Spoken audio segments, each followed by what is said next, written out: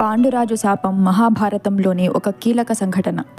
పాండురాజు ఒకసారి అడవిలో వేటాడుతూ జింకల రూపంలో సంభోగిస్తున్న ఒక ముని దంపతులను బాణంతో హతమార్చాడు.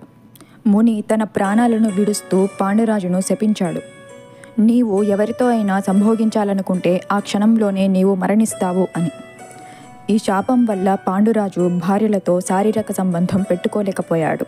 రాజ్యాన్ని ధృతరాష్ట్రునికి అప్పగించి అడవిలో నివసించసాగాడు.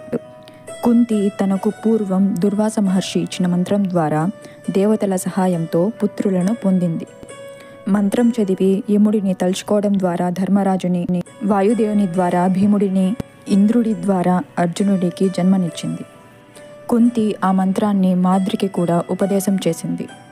మాద్రి ఆ మంత్రం ద్వారా అశ్వినీ దేవతల ద్వారా నకులుడు, సహదేవుడు అనే కవలలను పొందింది. ఒకరోజు పాండురాజు మాద్రిని చూసి ఆకర్షితుడై ఆమెతో సంభోగించాలనుకుంటాడు. ఆ క్షణంలోనే పాండురాజు మరణించాడు. మాద్రి కూడా తన భర్త చితిపై సతీ సహగమనం చేసింది. కుంతి పాండవులను పెంచేందుకు జీవించసాగింది.